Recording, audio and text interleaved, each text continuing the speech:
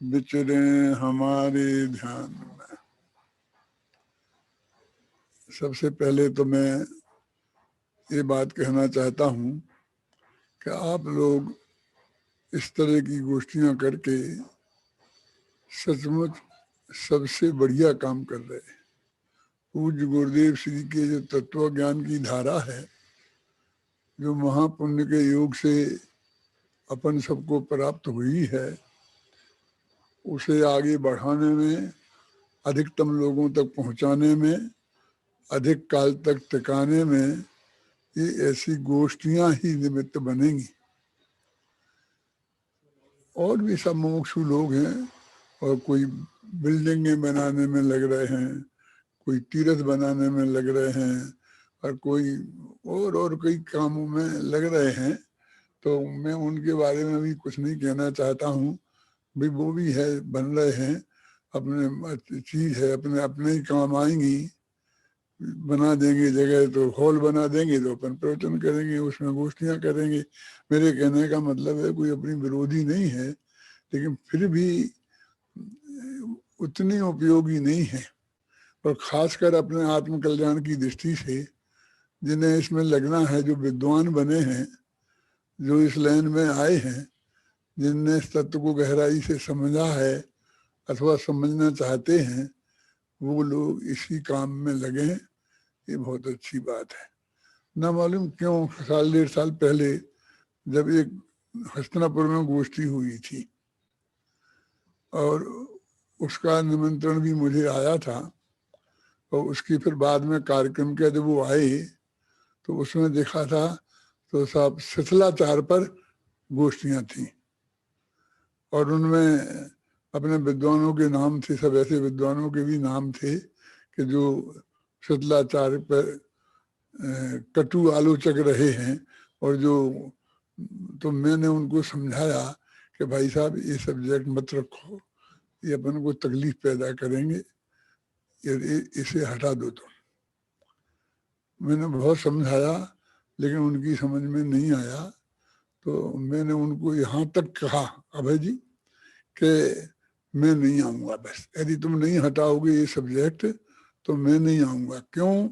मैंने कभी आदमी किसी को आज तक 85 बरस में ऐसी शर्त किसी के साथ रखी नहीं थी। लेकिन न मालूम क्यों अंदर से इतना तेज तीव्र विकल्प आया कि ये बहुत खतरनाक काम है और इससे हमारा रास्ता भटक जाएंगे हम हैं, और इससे हम बच नहीं सकते हैं, तो इसलिए इसे रोकना चाहिए। लेकिन नहीं रुकी, ख्याल में आया ना। तो फिर मैं नहीं गया राकेश, मैंने इतना कड़ा एक्शन मैंने कभी नहीं लिया है। लेकिन आज मैं इसलिए आपको द्वारा कह रहा हूँ कि आप जिस रास्ते पे लगे हैं इसी पे लगे रहना राकेश, उस रास्ते पर मत जाना। इस तत्व ज्ञान की ही चर्चा करना है ना। मैंने एक छोटी सी कहानी लिखी अपनी एक किताब में, वो है पंच कल्याण प्रतिष्ठा महोत्सव में, कि वो चिड़िया जैसे हालत हो जाएगी, सीख न दीजिए बानरा है, और अपना घोंसा भी मिटा देगी। अपना शांति से तुम्हें जो उपलब्ध हो गया है तत्व ज्ञान, और जो स्थान आप लोगों ने बना लिए हैं, उन्हें बैठ कर शांति से अपने तत्व ज्ञान का अभ्यास करें। और इन शिविरों में ये काम हो रहा है, इसलिए मैं ऐसी तबीयत मेरी आज नहीं थी। कल तक तो मैं मना ही कर रहा था, और फिर आज आ गया, बैठ गया। और इसलिए मैं आपसे ये कहना, इस बात को प्रोत्साहन करने के लिए आ गया हूँ कि आप लोग इस ऐसा ही काम जिसमें तत्व ज्ञान की चर्चा हो निरंतर करते रहना। एक बात। दूसरी बात मुझे ये कहनी है कि आप आज का सब्जेक्ट आपका वीतरागता, सर्वज्ञता और हितोपदेशता है, और अंत में जो मैंने सुना है इसका, वो तो सब हितोपदेशी बनने पर ही मुख्य रूप से केंद्रित था। सर्वज्ञता और वीतरागता पर पिछले सत्रों में चर्चा हो चुकी होगी और बहुत ही अच्छी हुई होगी, लेकिन ये आज ये चर्चा भी बहुत अच्छी थी। मैं किसी का व्यक्तिगत रूप से एक एक का कुछ नहीं चर्चा नहीं करना चाहता हूँ, लेकिन मैं ये बात, जो बात कहने में आपसे आया हूँ वो ये बात है कि जितने भी निमित्त हैं मुक्ति के मार्ग में,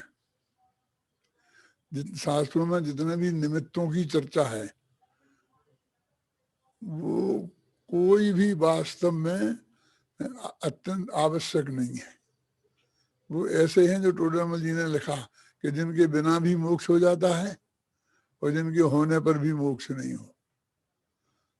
और उनमें उनने वृत्त उपवास अधिक को लिया है कि उपवास नहीं कर रहे हैं और केवल ज्ञान हो जाए। भरत चक्रवर्ती को हो गया था ना, उपवास करने को तो 48 घंटे चाहिए ना, वहां तो 48 मिनट में ही काम हो गया था। उपवास करते कब,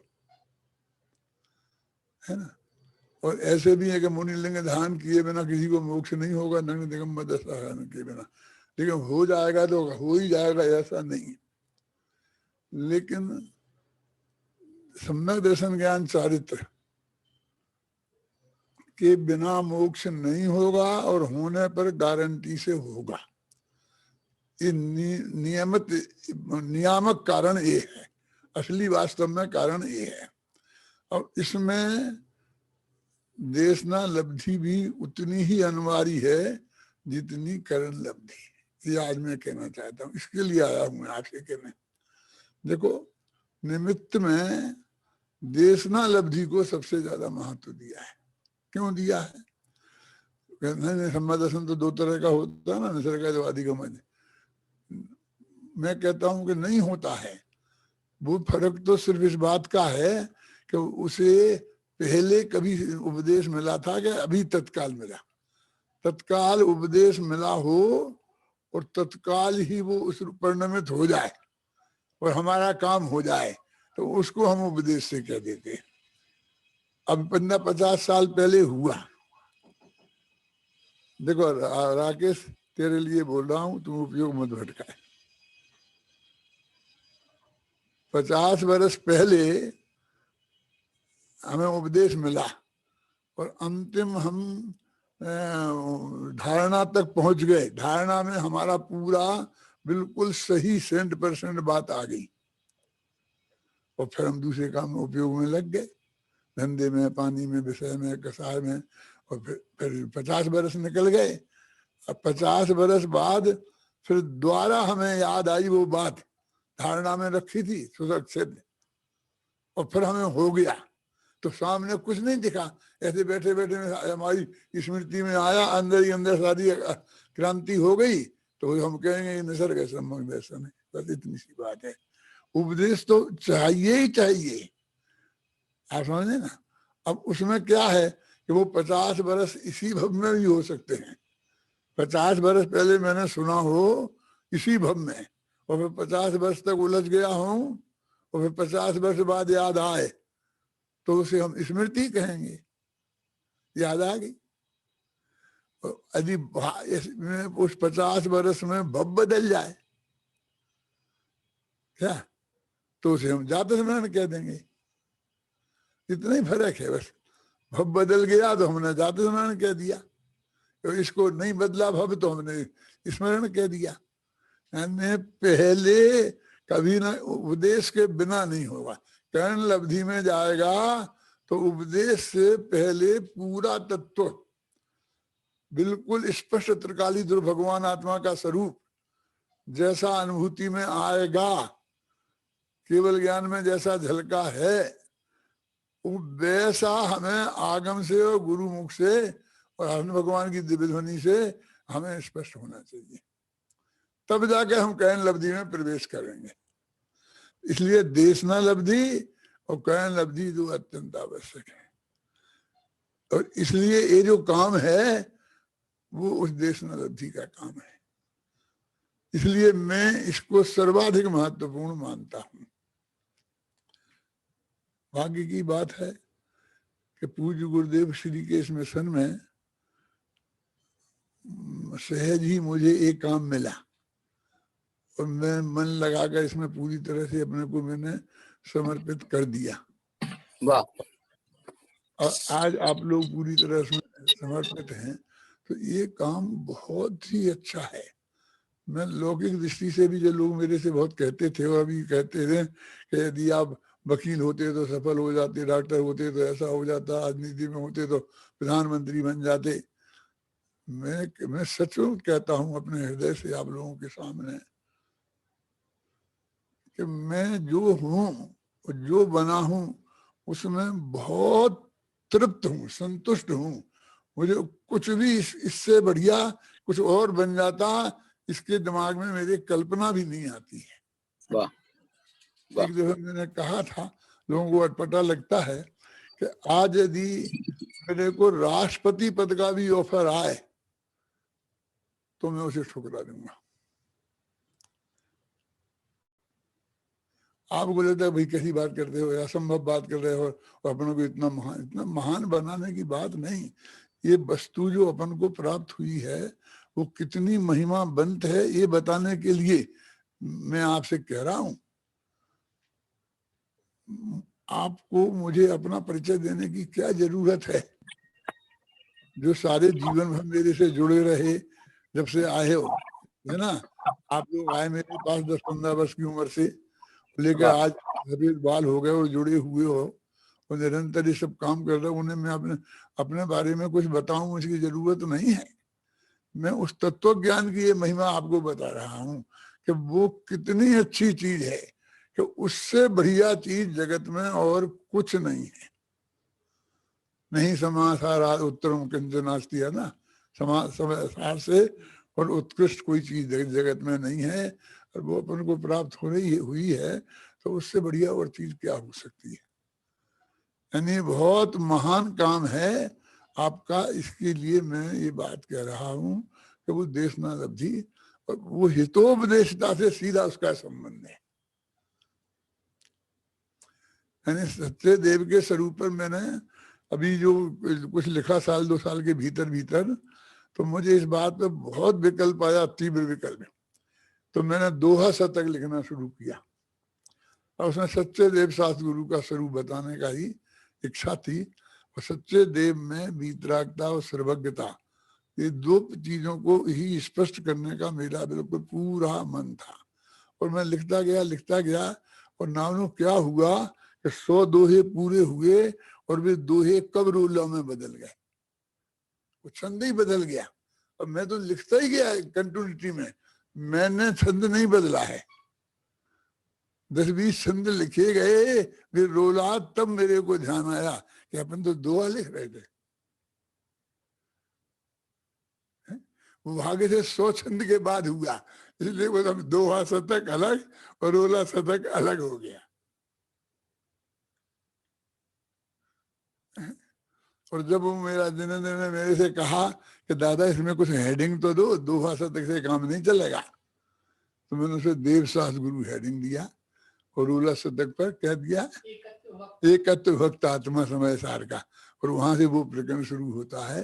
वो इन दोनों में बहुत मैं आपसे बात कह रहा हूं कि ये वीतरागता, सर्वज्ञता और हितोपदेशता मेरी दृष्टि में आज अत्यंत सबसे अधिक महत्वपूर्ण सब्जेक्ट है जो हमारे आरोन वालों ने चुना। आरोन से लोग मेरे से पूछते हैं, आरोन को आप जानते हो? मैं आरोन से आज 60 साल पहले आरोन में गया था। आरोन में पंच कल्याणक हुआ था, देखना वहां मंदिर की मूर्तियों पे, उसमें मैं गया था और उसमें मैंने पंच कल्याणकों पर प्रवचन किए थे। तो उसमें रजनीश भी आया था और रजनीश ने 1 घंटा मेरा प्रवचन सुना था। वाह वाह। वो बैठा था पीछे पर मैंने प्रवचन किया था। और उसमें 3 मिनिस्टर थे, एक तो अपने मिशिला जी गंगवाल थे, वित्त मंत्री थे, और एक जो वहां के विधानसभा के अध्यक्ष थे वो थे, 2 मिनिस्टर और थे। उस आरोन की बात बता रहा हूं मैं वहां पर। फिर मैंने भी 1 घंटा रजनीश का वहां सुना था व्याख्यान पूरा। तो मैं 60 साल पहले, 60, 59, 58 जितने भी होंगे, 2-4 साल का फर्क, वो सन संबंध आपको आरोन की मूर्ति पे जाके देख लेना। वो करीब आज से 60 वर्ष के लगभग पहले का होगा। और पंडित धन्नालाल जी भी ग्वालियर से आए थे, तो हम 2 मोक्षु वहां पर थे उसमें। और भी लोग होंगे, ऐसी बात नहीं कह रहा हूं मैं। तो इसलिए ये बहुत अत्यंत महत्वपूर्ण विषय है, सर्वज्ञता, वीतरागता और हेतुपदेशता। हेतुपदेश देखो, अरहंत बनने के लिए, अरहंत परमेष्ठी होने के लिए हेतुपदेशता की जरूरत नहीं है। सर्वज्ञता और वीतरागता से भी अरहंत बन जाते हैं। मुख केवली भी होते हैं ना, है कि जो नहीं बोलते नहीं, दिव्य ध्वनि खिड़ती नहीं उनकी, है।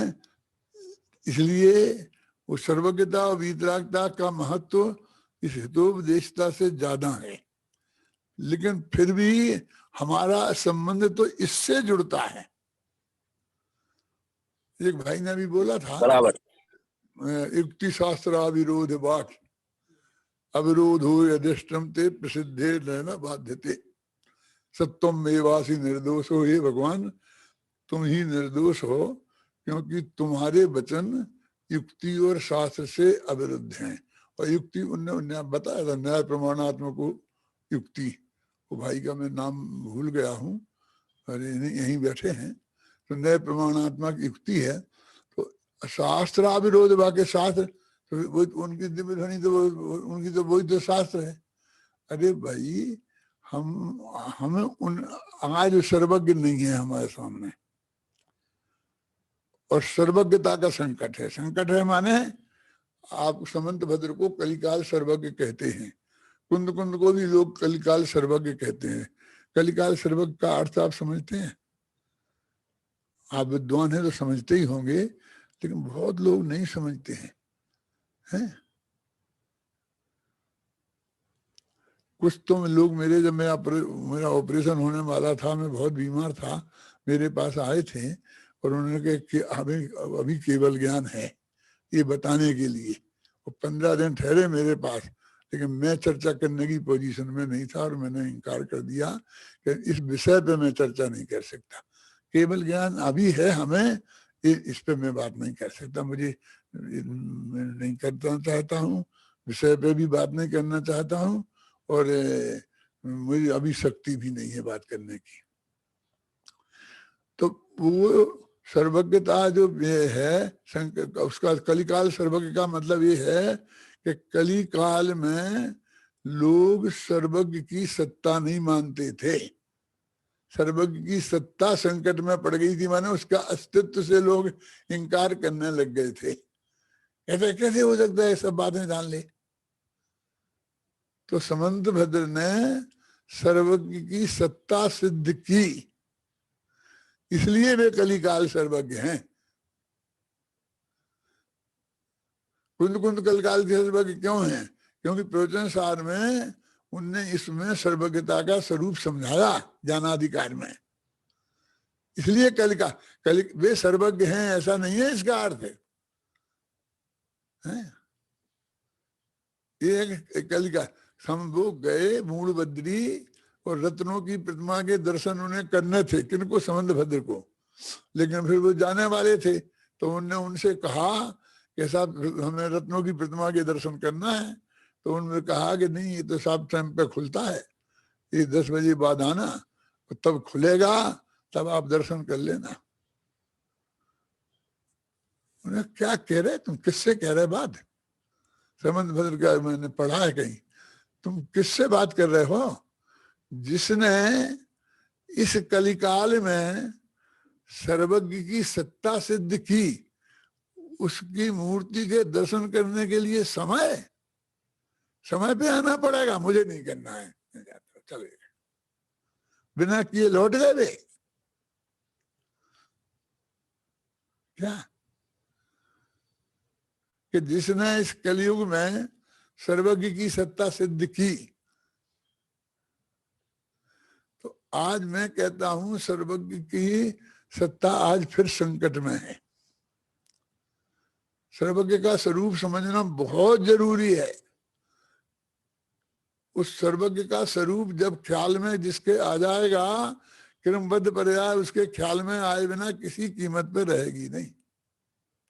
क्योंकि सब कुछ नक्की, सब कुछ जान लिया, तो बिना नक्की तो जानेंगे क्या है? और सब कुछ एक एक समय की बात, और इसमें फिर परिवर्तन का कोई गुंजाइश रही नहीं। इसलिए अकर्तावाद भी तभी आएगा कि सब कुछ नक्की है, सुनिश्चित है, और उसमें फेरफार किसी कीमत पर संभव नहीं है। ये बात, इसका सर्वज्ञता से संबंध है क्या सुनील? यदि ये बात नहीं बदलती तो सर्वज्ञ को तुमने नहीं समझा। सर्वज्ञ ने जो बात हमें बताई वो बिल्कुल पहले से नक्की थी, और ये भी तो बताई उनने साथ में कि कब कब क्या क्या नक्की है, ये भी तो बताया। किस द्रव्य की कौन सी पर्याय कब क्या होगी। और लोग कहते कहाँ लिखा, कौन से शास्त्र में लिखा? शास्त्र की बात करते हो? मैं तो ऐसा कहता हूं कि जाओ आंखें बंद करके मंदिर में से, अलमारी में से कोई शास्त्र उठाना और ऐसा बिल्कुल बंद करके ऐसा खोलना और मेरे पास लाना, मैं उस पेज पर सर्व कीर्तन मध्य पर्याय लिखी बता दूंगा। अभी 2 मिनट में आपको बताऊं, पूरा प्रथमान योग भविष्य की घोषणाओं से भरा पड़ा है, और उसमें एक भी घोषणा ऐसा नहीं है कि जिसमें परिवर्तन किया जा सका हो और परिवर्तन किया जा सकता है। कैसे मान सकते आप? प्रथम जो प्रथमान योग पड़ा है वो सर्वज्ञता को मानेगा। चारों अनुयोगों में है। मैं अभी सारे प्रमाण देने नहीं बैठूंगा, मेरी तो 2 किताबें हैं, गद्य में भी पद्य में भी सब हैं। लेकिन मैं आपसे कहता हूं कि वो बात बहुत दृढ़ता से हमारी समझ में आनी चाहिए। स्वीकृत तो सबको है, अकेला मेरे को संतोष स्वीकृति से नहीं है, स्वीकृति से नहीं है। फिर वो कर्तृत्व का, कर्तापन का जोम कुछ ढीला पड़ना चाहिए ना। क्या मैं क्या कह रहा हूं समझ में आ रहा? मेरी बात आप तक पहुंच रही होगी। मैं क्या कहना चाहता हूं कि जो उससे अकर्तापन जो सिद्ध होता है, ये जो अभी उपदेश, क्या मतलब है इस उपदेश का कि भैया भव सुधार लो, समाधि मरण सुधार लो, ये कर लो, अभी ये कर लो। तुम भाव बदल सकते हो तो अगला भव नक्की है। और वहां जाने के लिए जैसे कर्म बंधना चाहिए, वैसे कर्म बंधने के लिए जैसे भाव चाहिए, वे भाव भी नक्की है। तो वे ही होंगे, हम उन भावों को बदल लेंगे। इतना बोझा भी सर्वज्ञ की सत्ता को स्वीकार नहीं है हमारे माथे पे। बिल्कुल बोझा उतरना चाहिए। वो लिखा ना, भाड़ को जाने दो तुम भाड़ में है? तुम भाड़ का आनंद लेते हो, लेकिन उसमें जो गहराई भाव की है, हमारे माथे का भार उतरना चाहिए। वो कृम निमित्त पर्याय में मैंने छंदे से लिखे हैं, हमें इसकी चिंता नहीं है कि तुम हमारी बात मान, हमारी चिंता तुम्हारे माथे का भार उतारना की है। वो भार तुम्हारे माथे पर से उतरना चाहिए। सवाल ये नहीं वो होगा कि नहीं, क्या होगा, कैसे होगा, क्या परिणमन होगा। आप समझे, परिणमन तो हमारे जो निश्चित सुनिश्चित है उसके हिसाब से ही होगा। लेकिन हमें सर्वज्ञता की, वीतरागता की बात तब मानेंगे जब ये हमारा भिखारीपन खत्म हो, तो हमें भगवान का वीतरागता हमने समझी। सारी स्तुतियां, सारी भक्तियां मांग मांग मांग मांग मांग। अब मेरे मुंह से कोई गलत शब्द निकल जाएगा, इसलिए मैं भी ज्यादा बोलना नहीं चाहता हूं इसमें। क्या इतनी पक्की बात नक्की है, और तुम दूसरे के सुधारने के चक्कर में पड़े। तुम शिथिलाचार मैट सकते हो, तुम कुछ करा सकते हो, पत्ता तो हिला नहीं सकते हो, साधारण आदमी का तो हिला नहीं सकते हो। और तुम चाहे जिसके पीछे पड़ना चाहते, अपनी जिंदगी खराब करना चाहते हो, हैं? कर्तृत्व का बोझा माथे से उतरना चाहिए कि नहीं उतरना चाहिए, मैं आपसे पूछना चाहता हूं।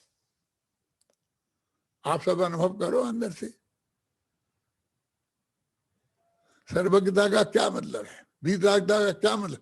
हमारे भगवान बिल्कुल वीतराग थे। भगवान आज भरत बाहुबली लड़ते रहे और आदिनाथ ने कुछ नहीं किया, वहां बैठे थे और गणधर बने बैठे थे, इनने कुछ नहीं। अरे तो तूने केवल ज्ञान का स्वरूप कहाँ समझा?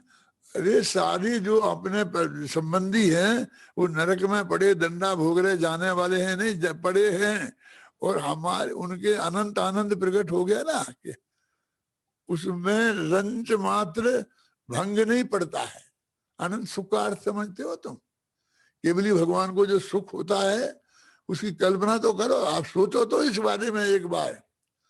कितना भी अनुकूल प्रतिकूल संयोग आ जाए बाबा जी, लेकिन उसमें मैंने ये सब लिखा है, बीच बीच में छंदों में अभी याद नहीं रहते हैं, और मेरा गला भी ऐसा नहीं है मैं बोलूं, इसलिए कि इसमें बहुत क्लियर कि उनके आनंद महोदधि में एक तरंग नहीं उठती है। कोई पढ़ता बोलेगा? रोला शतक में 76 नंबर का संत। हाँ बोल, रोला शतक में 76 नंबर। अभी 2 किताबें छपके आ रही हैं, एक तो भरत का अंतर्द्वंद और एक दूसरी किताब है सप्त शतक, मेरे 7 शतक, 100 छंदों की 7 रचनाएं हैं, और उसमें कुछ 7 और फुटकर रचनाएं हैं। ऐसी दो किताबें, और ये 1 महीना के भीतर भीतर छपके आ जाएंगी। हमारी तरफ से प्रिंट ऑर्डर दे दिया गया है, वो प्रेस वाला जब छाप देगा तब की बात है। एक बात की मैं आप लोगों से अपील करना चाहता हूं यदि कर सको, मैं बाहुबली वाली, भरत बाहुबली वाली किताब पर देखो मैं नाम भी भूल जाता हूं अपनी किताब का, कितनी प्रिय है मुझे। वो अंतर्द्वंद वाली किताब के ऊपर ऐसा फोटो देना चाहता हूं कि भरत और बाहुबली लड़ते हुए नहीं, मल्ल युद्ध का नहीं, नेत्र युद्ध का नहीं, जल युद्ध का नहीं, वो जो ऐसे फोटो हैं वो नहीं देना चाहता। बाहुबली आ गए हैं अखाड़े में लड़ने के लिए तैयार होके, और भरत वैसे ही आ गए जैसे राज दरबार में आते थे।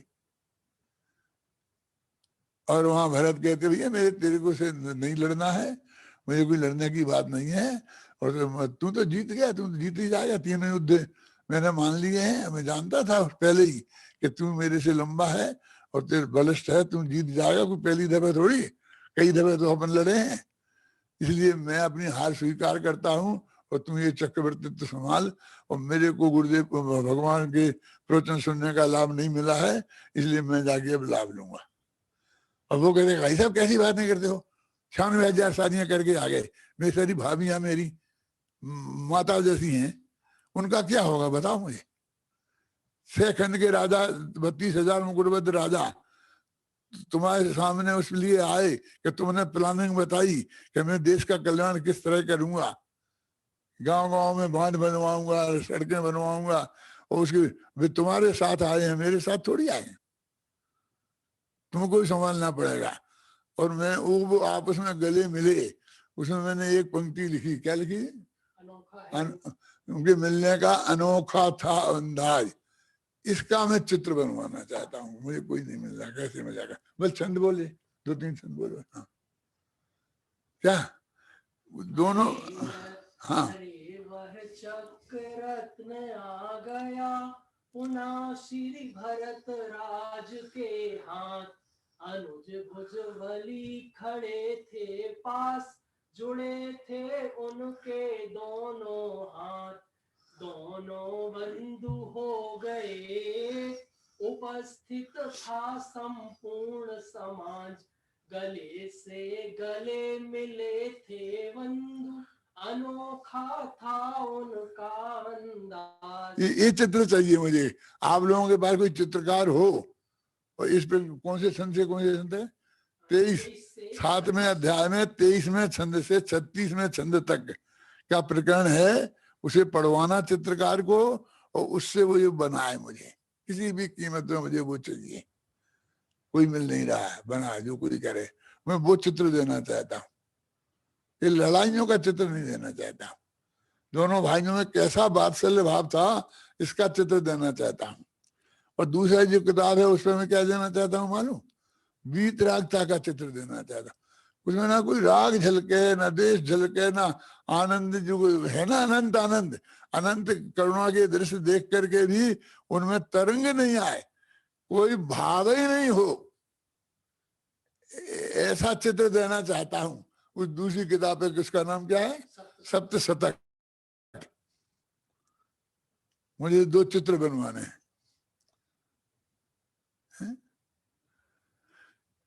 ये मैं उस चित्रों को मैं समझाऊंगा जब तक जिंदा हूं, जब तक, क्योंकि उन लोगों को समझ में नहीं आएगा कि मैंने क्या किया है उसमें, ऐसा मैंने क्यों किया है, वस्तु का स्वरूप क्या है।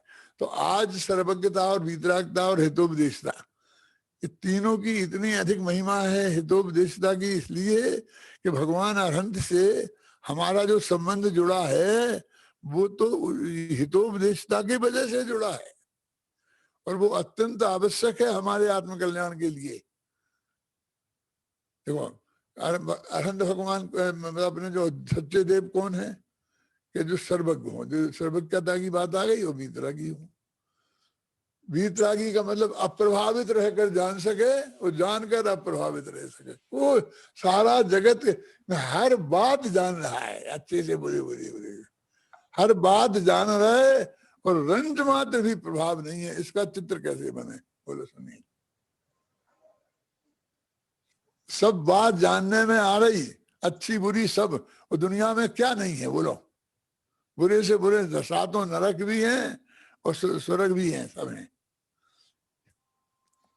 फिर भी उनके आनंद में रंच मात्र फर्क नहीं, इसका नाम है वीतरागता। वो वीतरागता का चित्र चाहिए, बोलो क्या कहिए। अब क्या वीतरागता तो बना देंगे, पत्थर की मूर्ति तो वीतरागी।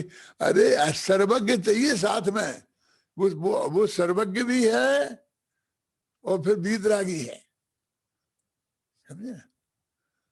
अब दिव्य ध्वनि कैसे खिली, कैसे खिलती है, कैसे आई, उस चक्कर में मैं ज्यादा नहीं बढ़ना चाहता हूँ।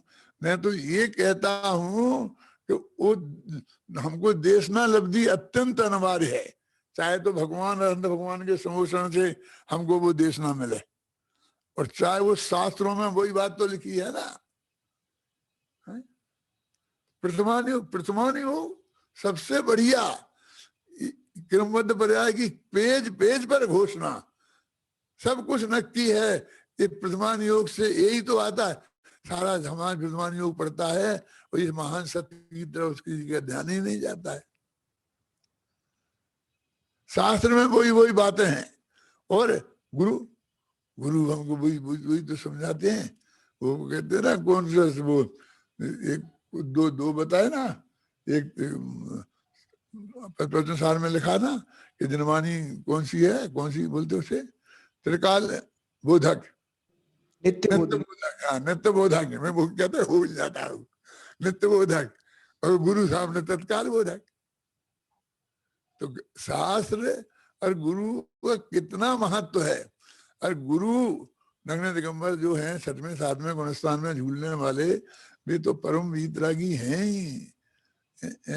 मैंने उनकी बहुत महिमा लिखी है इन अपने इन छंदों में, जो अभी आप पढ़ेंगे। आप बहुत ये जो है ना भरतेश वैभव में, इनका क्या नाम, भरत के अंतर्द्वंद में 256 छंद भगवान की स्तुति के हैं अभय जी। और वो सिर्फ सर्वज्ञता वीतरागता पे हरी, और कोई तीसरी क्वालिटी नहीं बताई, ना आठ प्रातिहार, ना चारी, ना जी कुछ नहीं। इन दोनों पर इतना निरंतर लिखा जा सकता है, बोला जा सकता है, सोचा कितना गया होगा, सोच लो आप। सच्ची देव सास गुरु के प्रति भक्ति, सर्वज्ञता और वीतरागता के स्वरूप का चिंतन। अरे मेरे चित्त में अभी जो 2 साल से हुआ है, उसकी मैं आपको कुछ बता नहीं सकता, पर मैं आप लोगों को ये चाहता हूं कि आप लोगों को हो गए।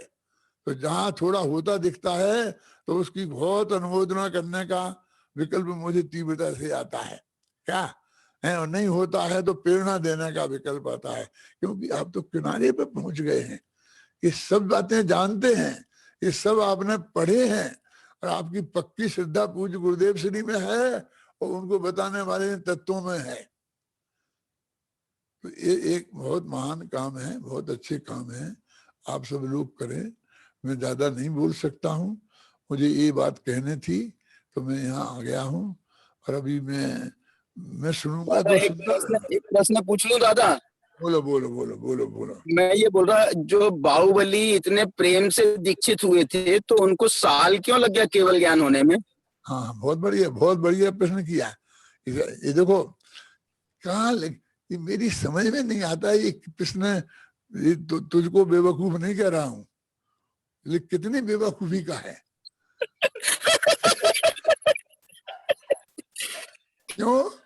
ऋषभदेव को 1000 वर्ष लग गए क्या, और ऋषभ सेन को अरबों वर्ष लग गए, क्योंकि जिस दिन इन्हें को केवल ज्ञान हुआ था तो वे गणधर बन गए थे, तो मुनिराज तभी से बन गए ना। और फिर जब ये मोक्ष गए तब केवल ज्ञान हुआ उन्हें। तो एक कोड़ा कोड़ी खाकर कितना 84 लाख पूरब है ना, 1 लाख पूरब 84 तक नहीं हुआ, उसका क्यों प्रश्न नहीं उठाते हो? 1 बरस में तुम्हारा इतना पेट में दर्द हो गया है ना। और इतना सशक्त कारण विद्यमान है कि लगातार अंतर मुहूर्त तक उपयोग आत्मा में स्थिर नहीं रह पाया, बस खत्म। आत्मा में तो छठवें में पक्के थे, और ये बिल्कुल पक्का कारण है कि वो उपयोग अंदर में नहीं जा पाया, और जब गया तो हो गया है? आप समझ गए ना। तो अब किसने ऐसा हुआ, फिर ये कहा भाई कितने कैसे उत्तर खड़े कर दिए, कैसे कैसे कर दिए। हमने क्योंकि ना मालूम वो किस पे गोली पड़ेगी और कौन जाएगा किससे, उन्हें लड़ना नहीं चाहता किसी से, मैं झगड़ना नहीं चाहता कि सब उनने लिखा फलाने ने लिखा किसी ने लिखा। मैं कहता हूँ कि मेरे हृदय में यह है। मैंने बाहुबली एक चिंतन छोटी सी किताब लिखी थी, और फिर मैंने समानीर गुलाम में पढ़ी। जो सेमिनार थी उस सेमिनार में 75 विद्वान थे, वो 75 में मुमुक्षुओं में अकेला मैं ही था, बाकी सब गैर मुमुक्षु थे। कुमार सेठी भी थे उसमें। तो जब मैंने ये बात की सब लोग बहुत हल्ला गुल्ला करने लगे, तो नरेंद्र प्रकाश है ना फिरोजाबाद वाले, वो खड़े हुए कि भाई तुम लोग, तुम में है कुछ अकल। उनने लिखा है कि बाहुबली एक नया चिंतन, खत्म हो गया कि भाई हम ये नया चिंतन आपको दे रहे हैं, तुम में हो जैसी ताकत तो चिंतन करो ऐसा। इसमें काय का झगड़ा करना, वे काय का आगम प्रमाण मांगना। खुद लिख दिया कि नया चिंतन है? तो हम तो बाहुबली को और भरत को हमने देखा है, ये हमारे भरत बाहुबली हैं। हमने जिस रूप में देखा है हमने उस रूप में उन्हें प्रस्तुत किया है, और जिनने किया है बढ़िया है, वो हम कब विरोध कर रहे हैं। हमारे तर्क से रतनचंद और हुकुमचंद तो नहीं है दादा? ये रतनचंद हुकुमचंद तो नहीं है? रतनचंद हुकुमचंद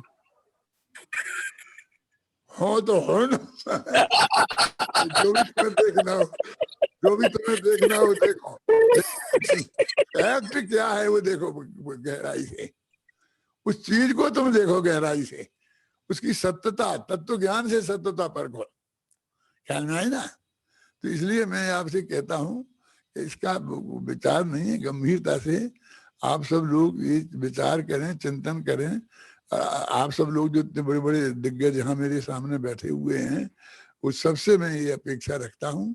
इसलिए ये बात मैं आप लोगों से कहता हूँ कि आप लोगों का चिंतन इस रूप में आना चाहिए। और आपको कोई बात हो तो मेरे से भी पूछ सकते हैं, और यदि आपको नहीं जचती हो, मुझे विरुद्ध का भाव आपके अंदर में हो, तो वो भी प्रकट करो। मैं आपसे रंज मात्र द्वेष करने वाला नहीं हूँ।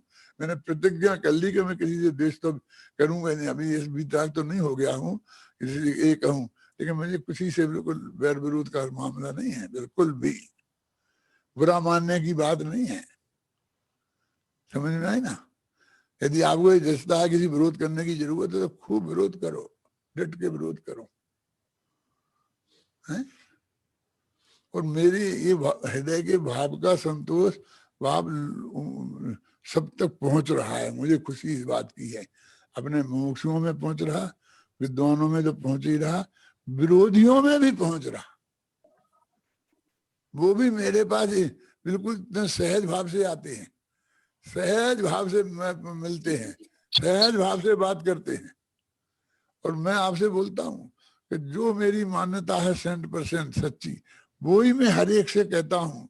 रंच मात्र भी उसमें नमक में जहां वहां नहीं लगाता, तो उसकी वजह से बदलता नहीं हूँ। जो बात है मैं वही बात कहता हूँ, ख्याल में आए ना, दूसरी कोई बात मैं कहता नहीं। और वो मेरे से मिल के जाता है तो जाने के बाद वो अच्छा भाव लेके जाता है, कोई बुरा भाव लेके कोई गया मुझे ऐसा ख्याल में आता नहीं है। मैं नाम नहीं गिनाना चाहता हूँ, लेकिन नाम भी गिना सकता हूँ। एक नाम बताना चाहता हूँ आपको, निर्मल कुमार सेठी जानते कितने बड़े विरोधी हैं अपने गुरुदेव की और हमारी तुम्हारी सबकी, और आज भी हैं, आज भी डांग ठोक के खड़े हैं 24 घंटे अपने विरोध में। लेकिन हम मेरे से तो बहुत उनके अच्छे संबंध हैं, वे भी है ना, उनके अंदर कहीं दोष मुझे दिखाई देता है मेरे व्यक्तिगत, और ना मेरे अंदर में आता है। बिल्कुल ऐसे एक नहीं कई गिना सकता हूं।